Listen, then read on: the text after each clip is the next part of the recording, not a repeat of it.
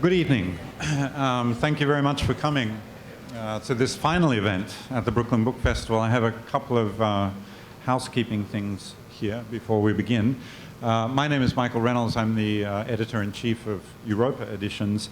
And the very first thing that I would like to say is that books by each of our authors on this panel will be available at Greenlight Bookstore following the event, and each of the authors will be signing copies of their books before you rush back to Washington, D.C. And I think there's very little time, so rush to Greenlight Bookstore, or Greenlight stand, sorry, in front of the steps here to get a signed copy of each of these authors' books.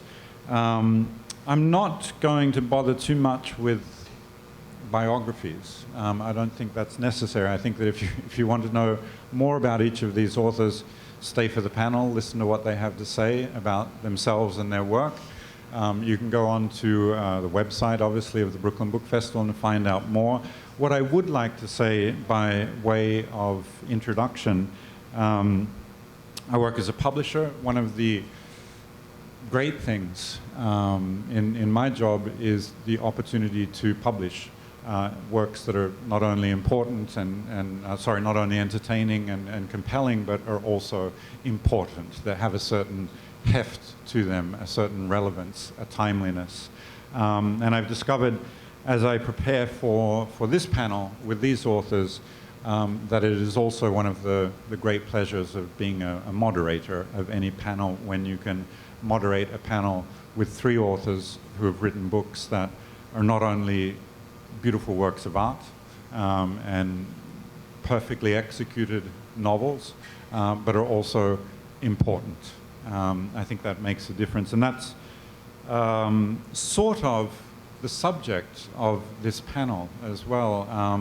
The description of this panel has something to do with the movement of people and migration, and of course that is one of, if not the biggest, most important, weightiest issues that we are dealing with at the moment globally.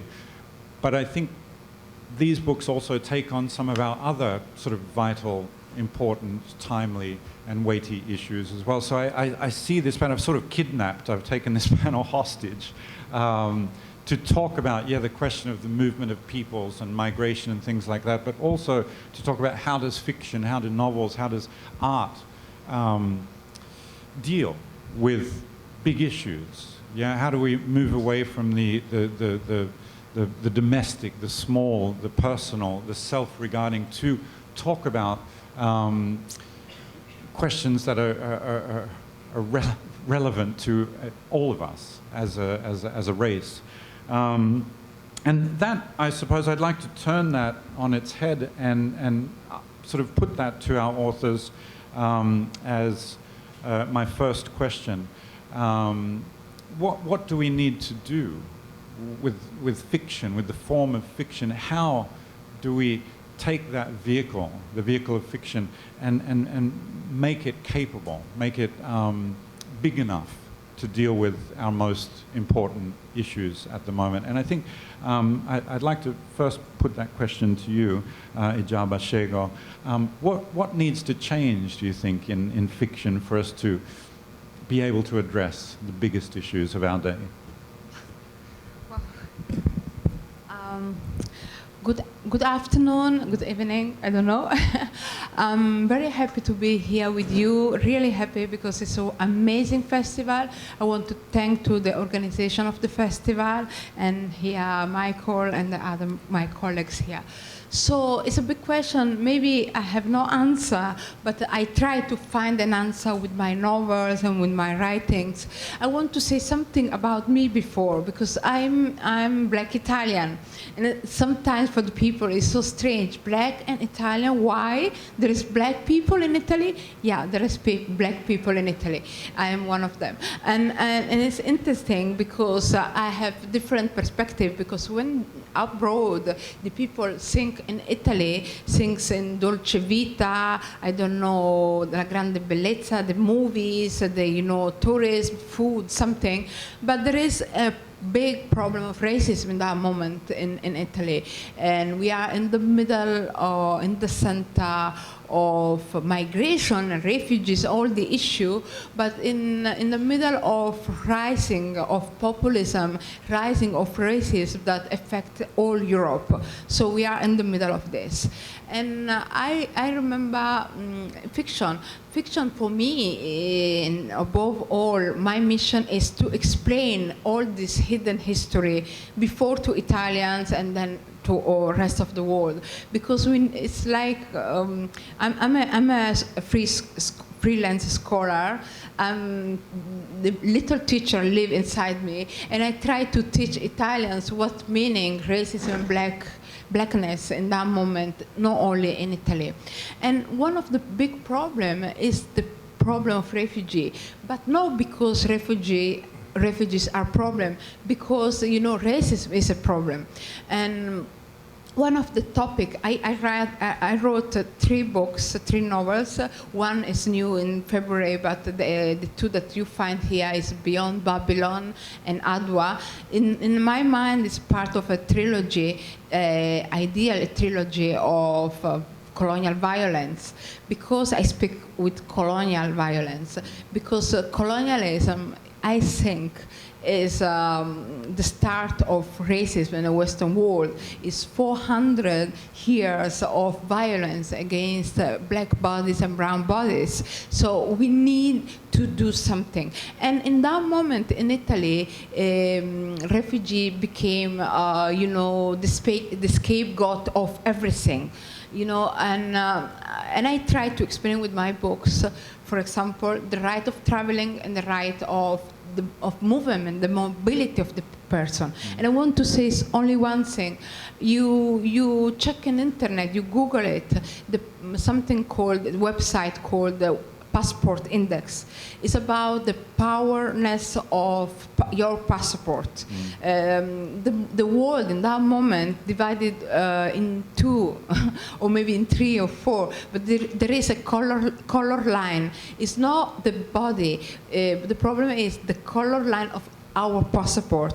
Strong passport and weak passport. If you have a weak passport, like my origin, I'm Somali, it's difficult to travel, it's difficult to find a visa.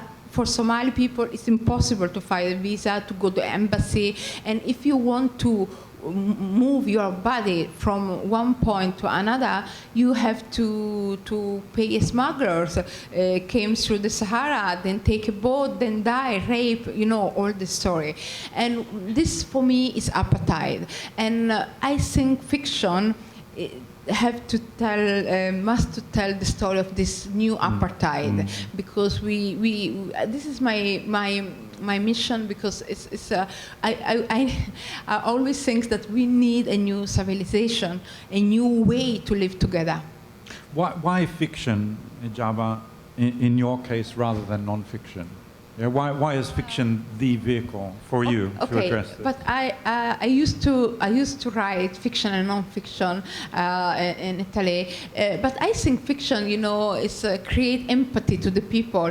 Above all, in Italy, I see the readers because we have. The racism is not only against black bodies. In Italy, is from the north, the people that live in the north of Italy against the south of Italy. And a lot of readers told me, you explain the story of Somali women or different Somali women in Beyond Babylon or in Adwa, but you explain my story too. And when you create empathy with the people, maybe the people understand more the situation.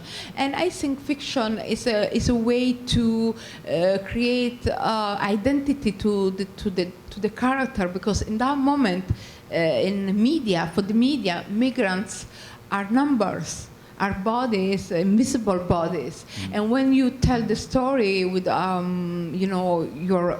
a novel or short stories, this person, this number became a person, became with feelings, with history, with the past, for example, because the people say this refugee was born in that moment in boats. But it's not.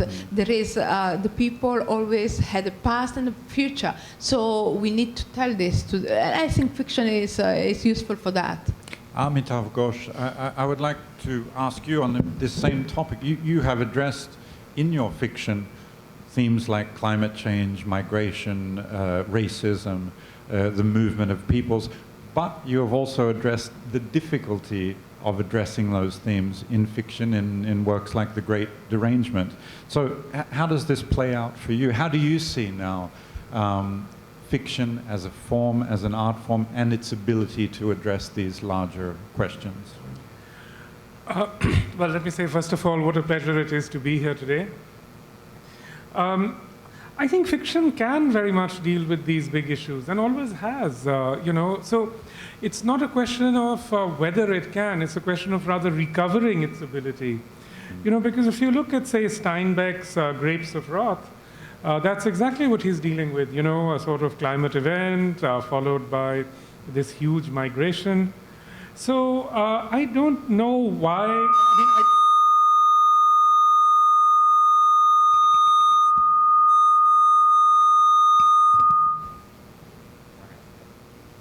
I don't know why either.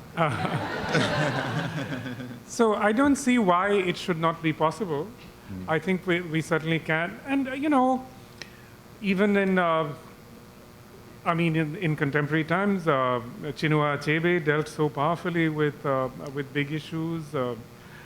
Nuruddin Farah, for example, has dealt with very big issues. So I think it's definitely possible. Let me ask a follow-up question that is a bit provocative. The names that you just mentioned are outside of the Anglo-American fiction axis. Do you think that there is less ability or less desire to confront big themes in Anglo-American literature than there is in literatures outside of that small grouping of authors, and if so, why? Well, that calls for a long conversation, but I think it's interesting to see how much Anglo-American fiction is dominated by creative writing groups and so on. I mean, the whole creative writing networks. And, you know, there have been some recent studies of how this whole creative writing apparatus was invented and put in place. And in fact, behind it was a very distinct ideological thrust of depoliticizing of literature, of creating a more interiorized literature. And, you know, there's that study of the Iowa Writers Program and Wallace Stegner's part in it. So I don't think it came about by accident. It was really a process of privileging a certain kind of writing over another. And this was a part of a, you know, it was, I know it sounds weird to say this, but it was actually funded by the CIA. And I thought I was being provocative, but no, it appears not. Well, next year we'll do a panel on that. How about that? In a lead room. Where you should, but Joel Whitney, who's at the Brooklyn Public Library, has written a book about it. So. Helon, I would like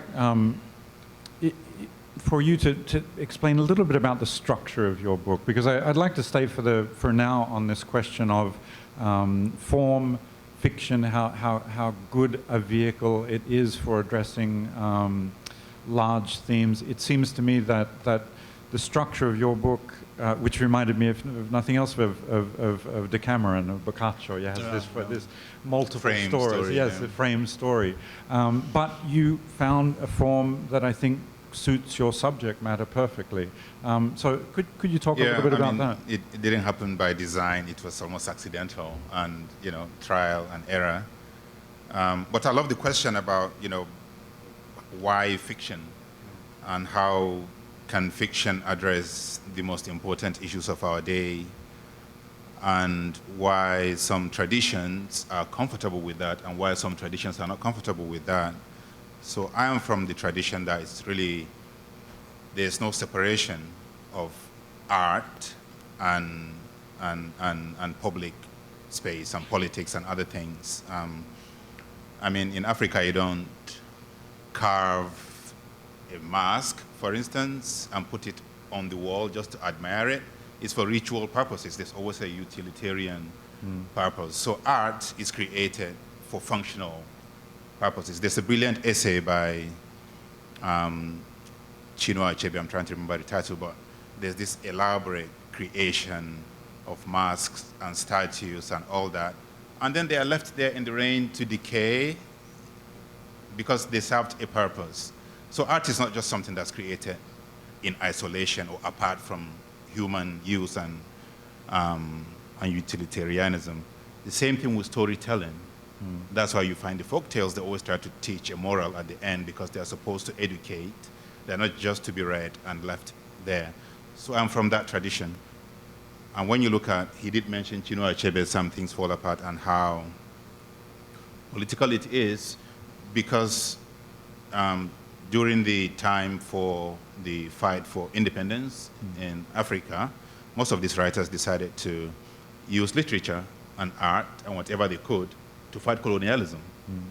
You know, so when you read Things Fall Apart, all it's trying to do is to show African history, African religion, African culture, to show that there were these things even before colonialism. So it's quite political. But then you have the story, at the heart of it is the story of the character, Okonkwo, how he's facing this tragedy and all that. I think that's what I tried to do in this book as well. So my book is about African migrants in Europe. I was in Germany for 1 year, and I met a lot of them. I was invited by a newspaper in Germany. I just got there, and the tragedy had just happened. A boat had sunk in the Mediterranean. About 300 migrants had drowned in Lampedusa. So I was invited as an African to write an essay about it. So that's how I started interviewing African migrants in Europe. And I knew immediately that I didn't want to write a nonfiction piece. I wanted it to be a novel, a story. I wanted to go beyond statistics and to show, because when I was interviewing them, take one of the characters is Somalian, and he was telling me he was so happy to talk to me. He wanted to be seen, I felt, that he wasn't just this migrant who's coming from Africa, he's also a father, because he left Somalia because somebody wanted to marry his 10-year-old daughter, and he had to escape with his whole family and come to Berlin. So I think that's the power of the story. He wanted to tell me his story to be seen. So I think if you go beyond the surface, if you go into people's character and their past, like you said, there's a beginning, there's a history to them, they are humans. I think that's what the novel does so well. It creates character and empathy, and it creates a human being in the round, and you can see everything with motivation and consequences and choice. And you begin to understand that, you know, this is just a person like me. He's not just a migrant or a refugee. He's also a human being. I think the novel does that very well. That's why I wanted it to write as, you know, as a novel, not just as an essay. The book that you had written and published immediately prior to this one was a work of nonfiction as well. The Chibok Girls. The Chibok Girls, yeah. Yes. I did that for a reason as well, because I wanted. So the Chibok Girls is about the Nigerian students who were kidnapped by the Islamist sect, and I wrote this book. I went to Chibok and interviewed them, and I wanted it to be direct and unambiguous, because sometimes novels and fiction can be mistaken for just metaphor, you know? Oh, these girls were stolen by these people. Maybe it's a metaphor for people being stolen. But I wanted it to be about these girls. I wanted it to be immediate and direct. So that's why I chose that form. But with this one, I knew that I didn't want that. I wanted to be kind of more exploratory, you know, more, you know, kind of deeper than that one. Yeah. There are some harrowing and difficult stories in this book, or, you know, personal stories that are very difficult. And I think for me that is also one of the great things that fiction does. It allows us access to these stories that perhaps under other circumstances we wouldn't have the access, we wouldn't be able to tolerate that at an emotional level. But you were in a situation where you're talking to these people, you're seeing them. Yeah. Was there a moment when you thought, I can't write this, I can't do this, I can't listen to it anymore? Yeah, well, that's what fiction does so well, I think, because it's something that you write in reflection, in tranquility, say, you know. So you have the story which is so powerful, immediately you're told, Then you go and write a draft, and a draft, another draft. So like 5 drafts. By the time you finish your drafts, you're kind of really removed from the story itself. So the anger and the pain has kind of subsided. You are really just concerned about the words. Is this the right word to use here? Is this the right metaphor? Is this the right image to put here?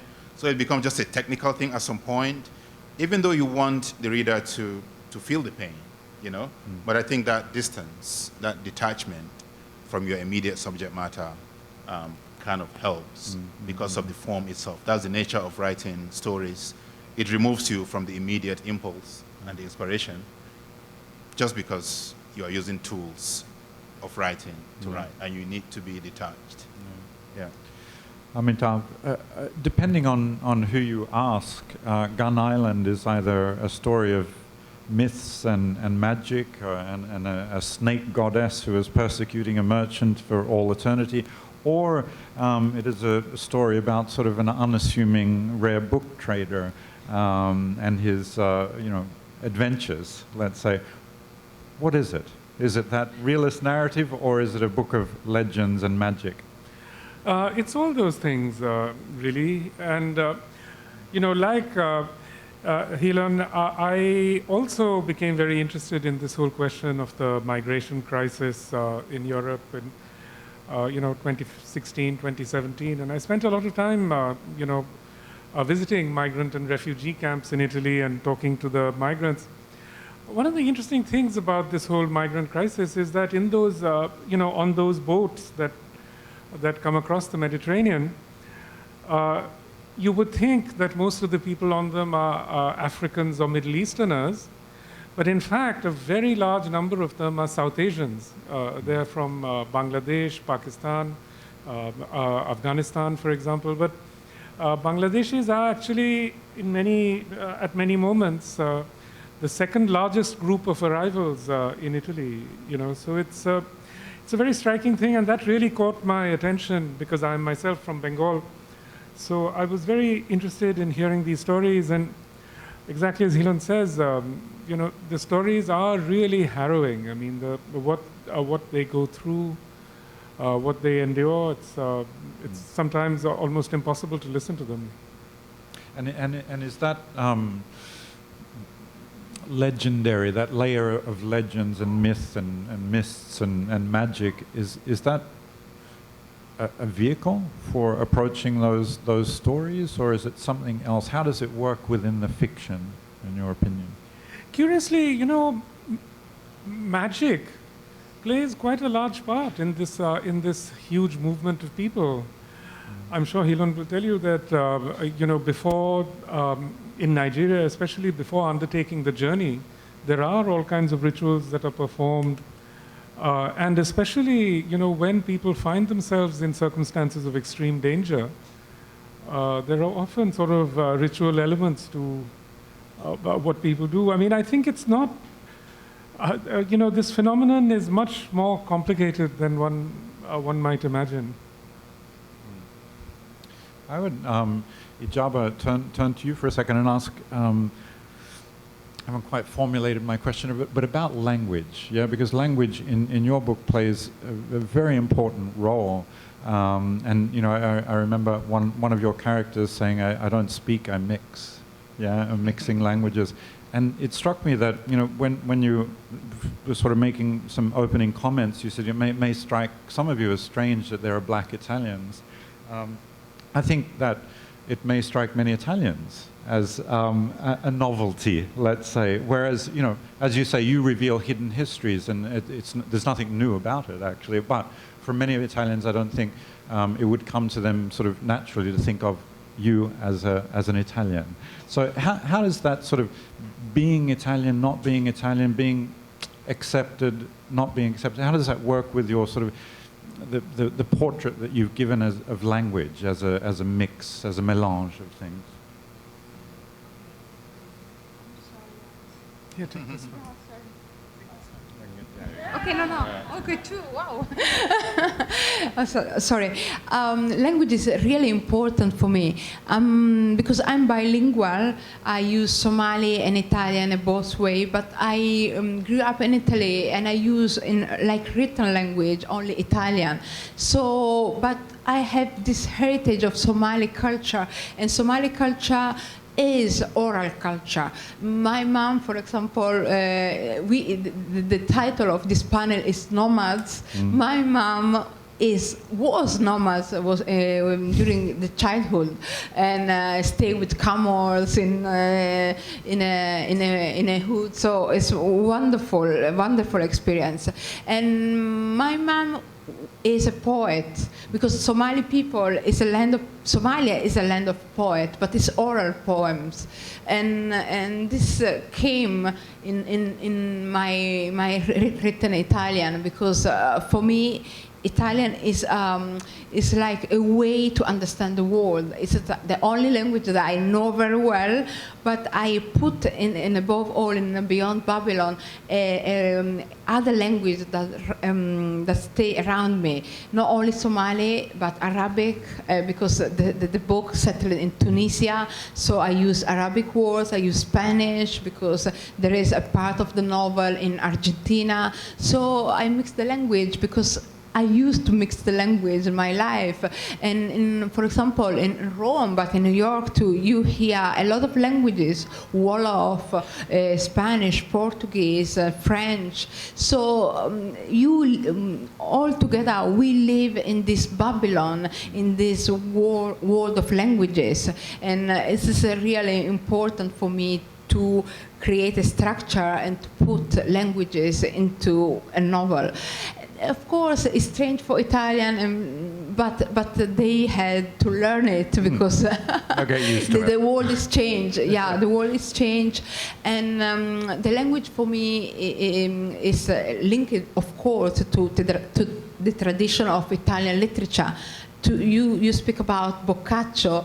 I studied Boccaccio at school. I studied Dante, above all Manzoni. But it's for me the real masterpiece of Italian literature is Elsa Morante, La Storia, and I used to follow her way to explain history through the novel and through the Roman dialect, because it's quite interesting that in Italian tradition there are dialect is so important, and I think it's the same thing that I do. It's not so different. They use different dialect. For example, there is a writer called Gadda, use Sicilian, use Roman, and I use the same. I use Roman, I use dialect too into this novel, and I want to say something about the translation of the novel. I think the translation and translators are our ambassador of the language. We, like writer, live thanks to the translation. It's a global language translation. And the translation of Beyond Babylon had interesting history, because Aaron Robertson, that stayed there, translate and won the prize for this translation. And he created this book in a way, because this book, I wrote this book 12 years ago, and for me it's so old, and I'm rereading for this panel, because I don't forget, of course, because I wrote the book, but sometimes I miss some character. I don't know how Binti do or Zura do in that moment of the novel. You know, 12 years ago, meaning another life, another age, another perspective of the future, another writing. Because when I read again the book, and then I read the translation of Aaron, I understand that I changed. I'm different person, so it's quite amazing for me to see my writing into new language and with new perspective. So it's really amazing, and I hope that in the United States you translate more, because we need more translation into the world, because it's impossible for one person to get all the language of the world. So it's quite good. And I want to say something last sentence about Be Black in Italy. It's not easy, but it's not impossible. Clearly not. And just to add to the translation thing. Yeah. You know, my book, my last novel, Oil and Water, was translated into German, and it became a bestseller in Germany. Right. So I don't know, translators, they improve. Yeah. I think he did something to the book. Maybe. Yeah. Let's do this. Apart from Aaron, how many translators are in the audience?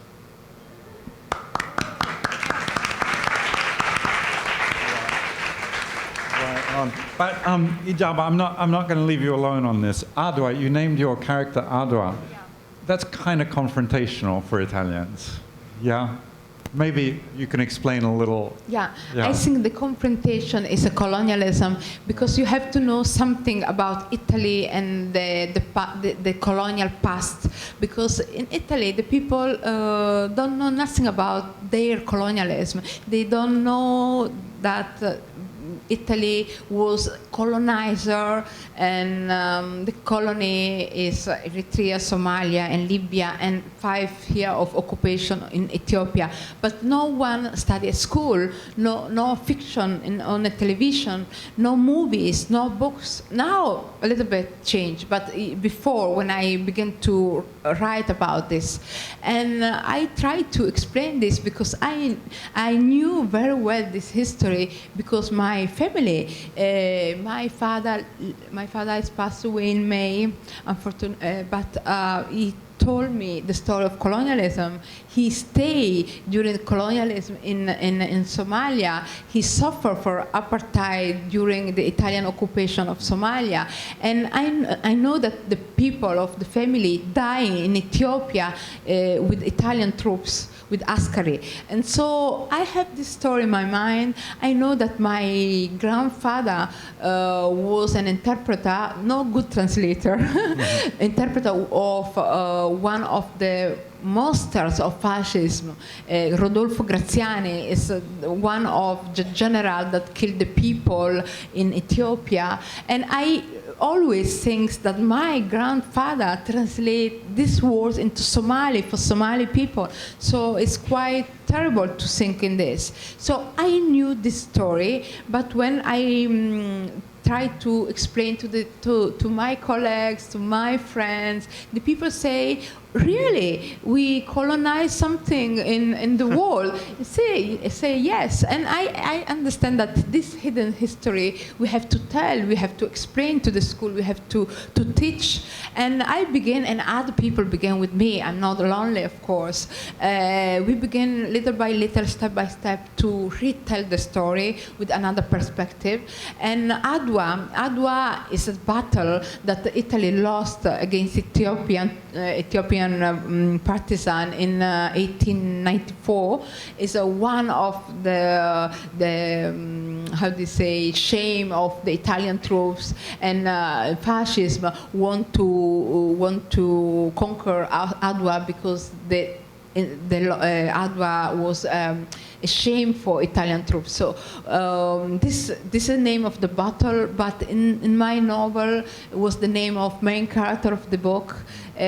She was an immigrant in 1970 in Italy, and she had a dream, the dream to become an actress in Italy in 1970, meaning no easy. And she did only one movie, erotic one, because for the exploitation of her body. So it's a sad story. And Adwa is divided in 2 blocks. One is the history of Adwa, and then the history of the old Adwa in 2 times, young Adwa in 1970s and old Adwa in 2017. And then the history, back to the history of the father during the colonialism. And the structure is like Beyond Babylon, because in Beyond Babylon I use different characters, like different Somali women, and not only Somali, because there are Argentinian women, and and there are mixed race girl, Mar, and of course Somali family. And I used to create this structure of voices because it's I think for oral literature for me. I write, of course, I use novels, but inside of my novels there is this tradition of oral literature, and then my characters need to talk with other people inside the novel to tell the story of, for example, in Beyond Babylon, they recorded the story in the mixtape. In Adwa tell the story to the monument of elephant in a Renaissance square in Rome. So I think it's oral tradition that came to me from my mom. And yeah, it's a challenge. It's a challenging name, but we need to fight to rebuild and decolonize Italy, and not only Italy. I think the hidden history, you have hidden history in the United States too, in all over the world. Helon, you are also a scholar of much African literature or literature from many African countries. What is your sense of the state of African literature at the moment? What's new? What's interesting? Where do you see it positioned in sort of the world stage for literature at the moment? Oh, interesting question. Well, African literature, Italian literature. I think she exemplifies, what African literature should do or is doing now. So when you look at Africa itself, created by the European colonial masters, and the modern African literature basically is in European languages. So I'm Nigerian, but I don't write in Nigerian language, I write in European language. People from Senegal write in French. People from Angola, they write in Portuguese. So basically the African novel is in European languages. And initially, the first generation of writers were concerned mostly with issues of the nation because they were fighting colonialism. So good example, of course, is Chinua Achebe. It's just the issues of the nation, very political. They're trying to what are called the Pan-African, moment in African literature. So then you have that almost obsessive concern with the nation. So people like me, after that, I think we have the freedom now, because some of us don't live in our countries, we're living outside the country. We have the freedom to set our novels outside the boundaries of Africa itself. That obsessive weight of concern with the nation has been lifted, because they've achieved independence, so we don't have to keep writing about the same thing. And it's not only that, conceptually you can look at it as challenging the idea of the nation that was created by others for us. So when you don't set your stories within the confines of the nation, you're actually expanding the boundaries and challenging the notion of the boundary that was created for you, not by you. So when she writes in Italian, in Italy, I write about Europe, you find other African writers writing in different languages, not just the language given to them by the colonial master. I think that's the reinterpretation of colonialism. You're kind of trying to own it and to change the discussion and to show that you refuse to be confined by what was given to you or what was created for you by the colonial master. So I think that's really what African literature is. And when you look at people like Namwali Sapel was here today, she talked about the invention of her country, Zambia. So there's that interrogation, colonialism. When you look at Chimamanda Adichie, Americana is set mostly in America. So you're pushing the boundaries, and you're talking about the diaspora and the black person outside of Africa, kind of trying to reinvent yourself and to create a space for you in another place. You refuse to be static. You refuse to be defined by others, I think. On the question of change, you spoke about changing boundaries. I think it's obvious and clear in your novel that the main character, and the main character is unnamed in Helon's novel, and I've not forgotten his name. I just wanted to reassure you of that. And he has changed throughout the course of the novel. There's a development, there's change, there's transformation. I think both in his sense of himself and his sense of his relationship to others. Were you also changed by your experience of quote-unquote researching this book? Yeah, I think writing changes you. You know, it's almost like a cliche. You're not the same person at the beginning of the book, and at the end of it, you change. But I think I was aiming for a larger, discussion and interpretation of change. I mean, I'm a migrant myself. I left Nigeria 2002, moved to England, lived there for a while. Then I was invited to America by Chinua Achebe to come and do the Chinua Achebe Fellowship, 2005. After that, I got the job at George Mason University. I've been in America for 12 years now. And the idea is that you're coming to this place and you're gaining things, but you're also leaving something behind, You're losing some things as you travel. So there's this constant idea of change and transformation. You really have to reinvent yourself to fit into this new space. You can't be the person you were at home in this new place. So that's what I see as the central idea here about these migrants coming to Europe. A lot of them give up so much just to come to this place. Of course, I have been changed by their stories, but I see myself in them as well. The idea of having to make a home away from your home and all the pain and the trauma that comes with that.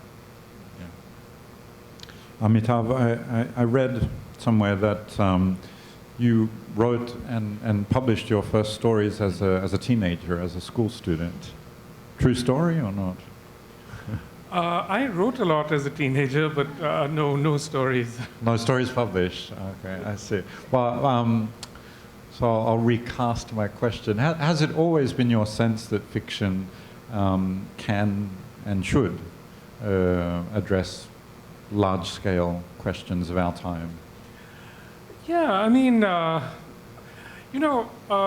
like 30 years ago when Africans and Indians wrote books and they were reviewed, the reviews would often say, well, this is a characteristic of third world fiction that they write about these big issues. What's interesting now is that you see that American writers suddenly, they can't escape these issues anymore. I mean, what are they all ranting about, so it's kind of interesting, what goes around the world. Yeah. And to be honest, these things, they affect the writer. The writer doesn't live in a vacuum. We're affected by political decisions and policies. So writing has to address that as well, So the writer cannot escape into the ivory tower and claim that or pretend that things are not happening. The time for that has passed. I think writing has to be almost like an act of protest. You have to have, even if you don't just write fiction, you have to write essays and address certain things, and it's all, the job of the writer.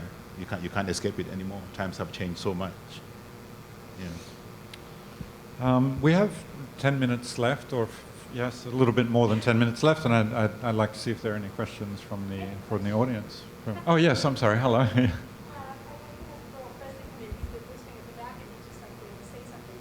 Oh, thank you. Oh. Thank you so much, and really thank Carol and the volunteers who are here each year doing the amazing book festival. I believe Brooklyn is really the place to hold this conversation, and really thank you. A great conversation. And books are powerful. They're more than letters that are on pieces of paper. I remember as a child reading about the cedar forest in Lebanon where the prophet lived, and it just was my airline. And going there for the first time, and before I knew there was this place called Mykonos, I read about it in a book. Before I knew of a Coochie Tunnel in Vietnam, I read about it in a book. And to crawl through and just have that imaginary place in my bedroom where I will one day go to. And that's why it's so important to put books in the hands of this entire city, if not this entire country, because imaginations start there. I'm reading a book now by Dr. Dispenza called The Habit of Changing You.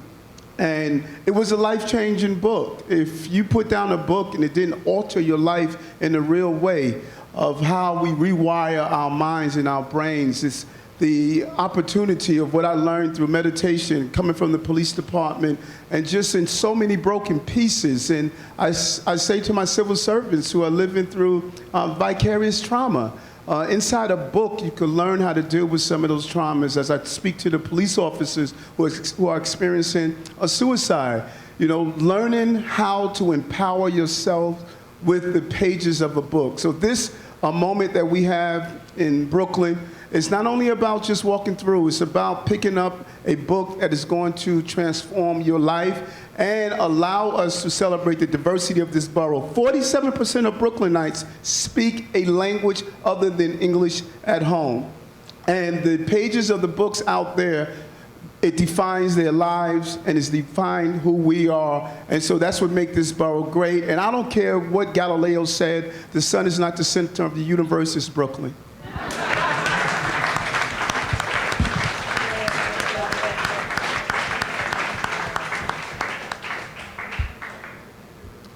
Yes.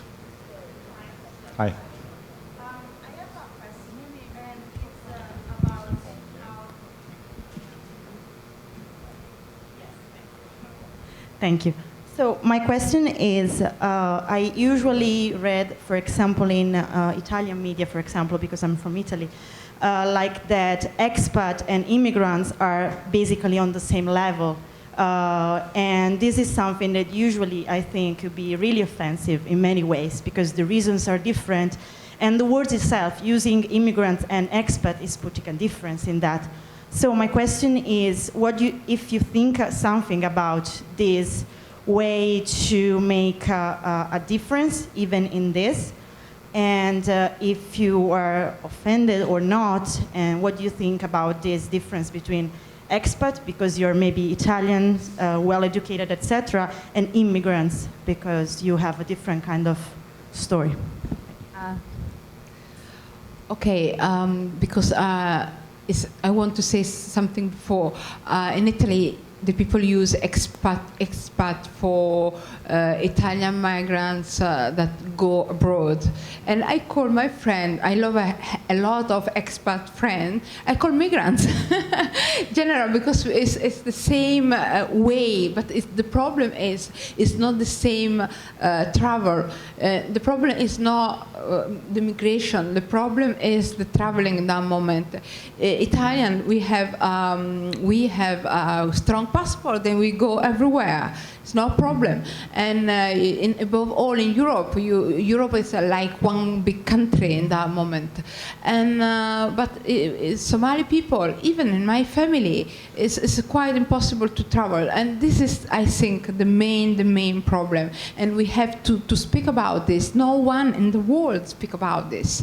And I began to write for this because I remember that in 1970, my family traveled free in the world with Somali passport.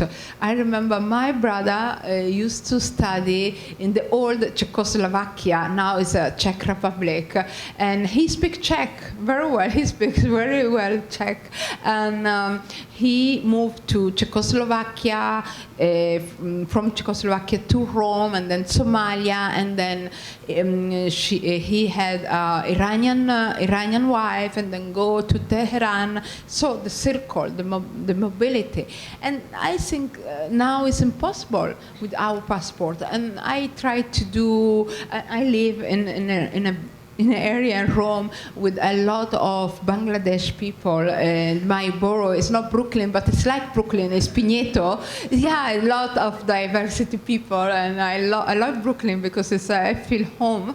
And, but I know that a lot of Bangladesh near my house have no documents, no way to live in a regular way. And we have another problem in Italy, is the law of immigration. It's very hard. It's impossible to be legal, to live like legal in Italy, and not only in Italy. So I think in Italy, in Europe, I think in the United States we have to build a new language, to create a new language, and create new law, new possibility to travel, new possibility to speak about Africa. In that moment, one of my projects is to do an African anthology, because no one in Italy knows nothing about Africa. Not all Italians, of course, but most of them think that Africa is an empty space, empty map, without nothing, or maybe wild people, a little bit crazy with the problems and civil wars. It's not that. It's 54 countries, and maybe, yeah, 54 countries with different languages, different tradition, different behavior. So we, with my professor, that Amitav Ghosh know very well, Shaul Bassi is one amazing man in Venice. We try to do this anthology because we need to begin to tell the story of the people. If you tell the storytelling, is something really important to change the behavior of the people. And another thing is Italy is still a land of migration, because a lot of my friends go away. It's no easy country, no jobs, no way to become professor. So it's because a lot of people go away for university, for jobs. So it's not a good moment for our country, but I hope that storytelling and another way to live and to see our life change a little bit, our future. I hope so. Hi. I'm going to try and say this as diplomatically as possible, or as clearly as possible. I was in another panel, and they were talking about the revolutionary work that Toni Morrison did in writing, breaking this notion of writing for the other and writing for the self and writing for the people of themselves. So as a black writer, she chose not to write with the white gaze in mind. And so in that panel, people were saying what a revolutionary act that was, and writers of this generation that follow her, all giving due credit to her for allowing, for her making space for them to be writers now of their own experience. And as they were saying that was revolutionary, it brought to mind the African writers of the last century, mid-century, who made that choice not to write in the language of the oppressor or the colonist, but to write the language of their own people, which I thought was truly a revolutionary act. So I see Morrison in a continuum of that notion. So, brother, when you speak about, having the freedom to live and write in these other languages, and that is some sort of breaking down of a barrier where we are no longer, you're not confined, in a sense, to write or live in a place. And those are, I understand what you're saying, those boundaries are prefabricated by colonists, and they didn't exist. But on another level, as we are quote unquote migrating, or having to migrate in many cases into other countries where we are not welcomed as Africans of the diaspora, does that resonate with you, that there's a challenge there in terms of having to write in those, or not having to, but being in a position of writing in those languages, and not, like it is not a flipped concept of, oh, now I can claim to write there. You know, it's sort of like how people claim bad words and say, oh, I'm claiming it because, you know, the N-word, I'm going to make it a great word, da-da-da-da-da-da. We have a lot of that in our culture going on right now. That's sort of what you know, and I don't mean to, you know, state this in an affronting manner, but I'm trying to understand that concept. Like who do we have a responsibility to write to? Wow, yeah, it's not an easy question. I definitely remember the essay by Toni Morrison about writing for the village, that if I don't write for my village, then I'm not communicating at all. Very important. And she's able to do that, you know, because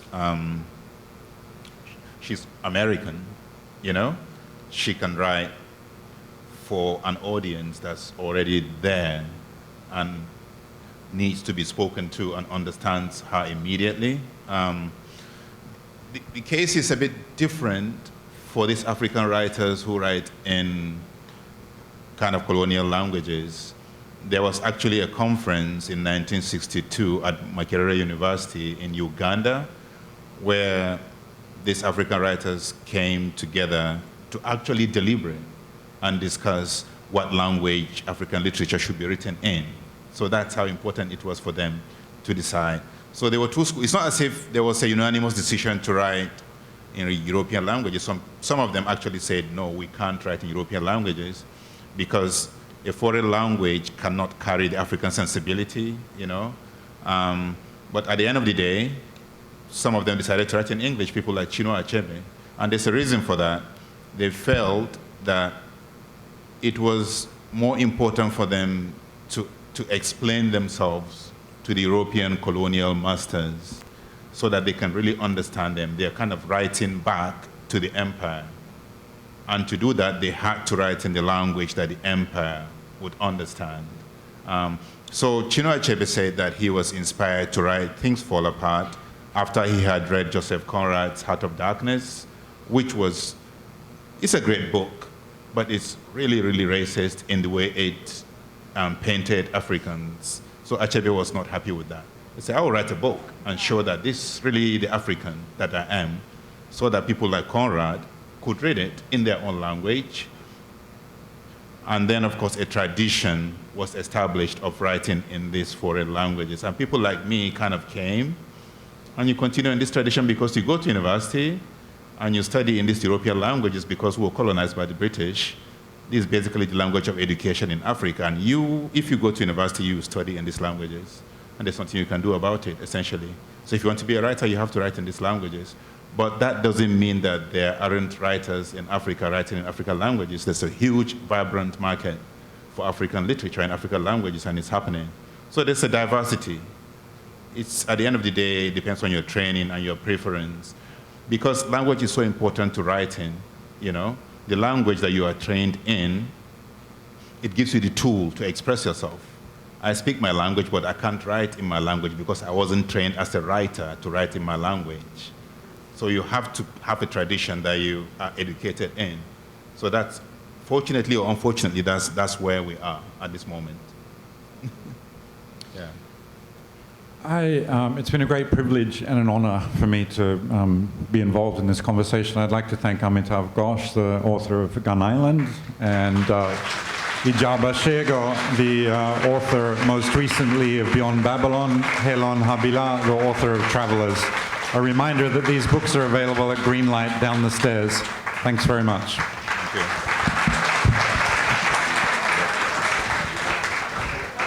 Well, that was very nice. Very interesting. It was nice. I really enjoyed your comments. Yeah. And you